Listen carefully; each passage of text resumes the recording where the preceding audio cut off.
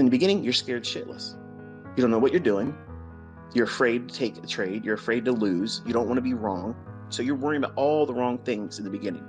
But once you work out all that stuff by experience and conditioning yourself with back testing and doing demo trading, and you work your way into a very low threshold of real monetary risk when you decide to get into live fund trading, you start with a very small amount of leverage.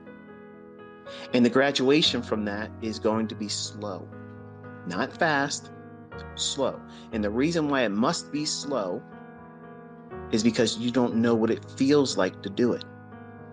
When you start building up these larger positions, whether it be a funded account challenge or whether it be now you're funded with a company or you're trading with real money, those things are going to be heavyweight factors on your psyche because you're going to be constantly worrying about, did I do this right?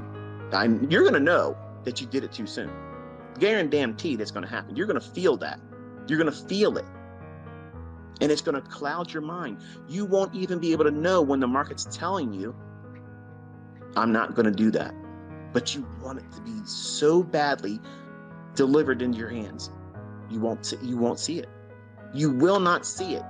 And you'll hold on to it too long. And the worst case scenario, which is what you're trying to avoid, will actually happen.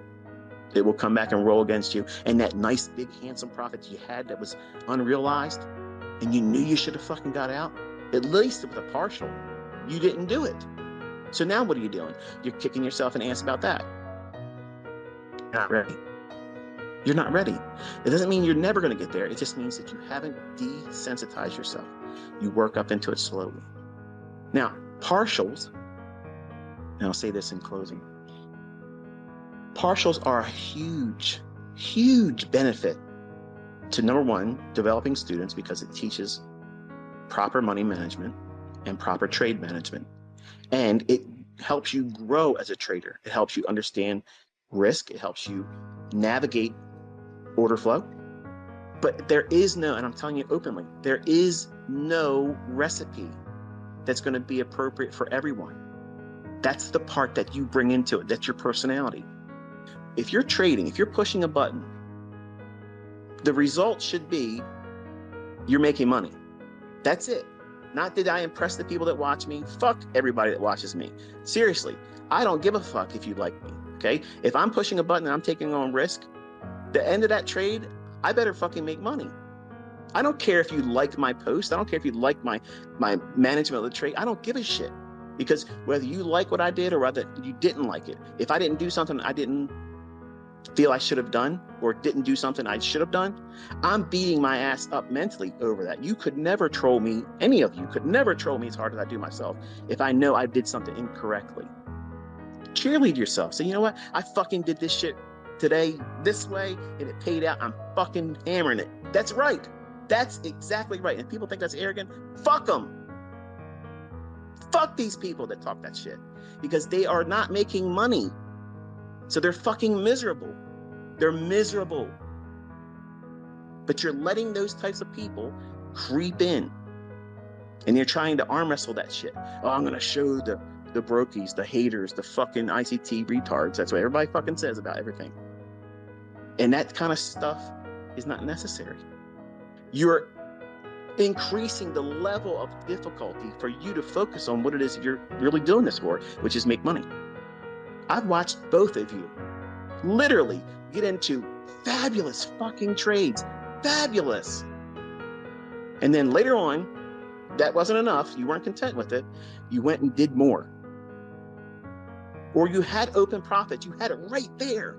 And you both have said, I just want to get a little bit more. As soon as you fucking say that, as soon as you feel that fucking impulse, I'm telling you, this is what I did to fix me.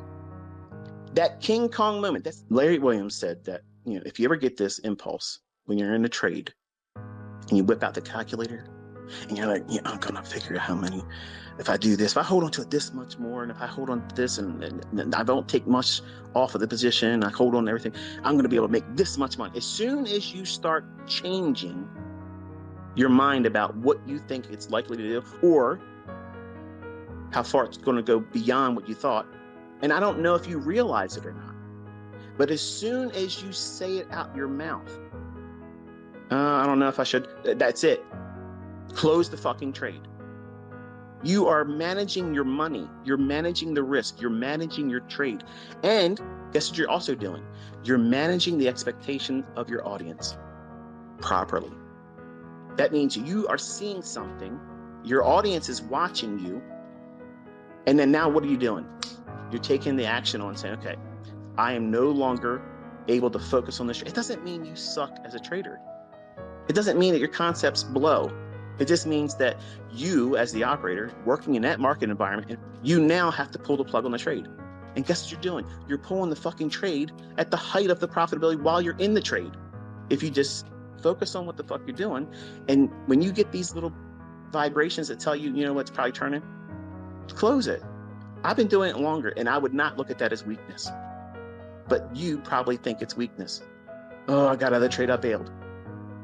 Who the fuck is going to sit around and say, you're in thousands of dollars in profit and you collapsed it at the height of the trade, right then and there, it went further, but that's a failure? Nobody would say that. There ain't nobody out here that has common sense is going to look at someone in a position, start to finish, and they have thousands of dollars in equity and they close the trade. No one is ever going to say that's a fuck up. No one's ever going to say that's a failure. No one is ever going to say you did that wrong. And if they did, they're full of shit. But because you're trying to make these monumental Olympic-sized feats, the real sole reason what you're doing it for, you've made this something other than trading. You've made it an action movie. You've made it I don't know, you've lost the plot. And so many of my students and everybody else out there that teaches, I'm sure you have students too, that have done this shit. They lose the plot. You're in this to make money.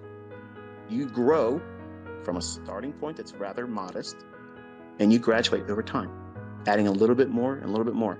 And you may discover that you won't become a 100-handle trader, but you can beat the fucking socks off of 30 and 40 handle runs. And you can find them all week long, up, down, sideways, everywhere. But a 100-handle run might not be your thing. Right when you feel that uncomfortable point, at the height of your trade, that's when you're doing it. You know subconsciously you should be closing that trade. You know it. But what you're really wrestling with, it's not because you're afraid that it's going to go and run in your favor. You're afraid if it does do that, that the audience is going to say, you fucked up, you didn't get that big run. That's really what's going on. That's what's going on.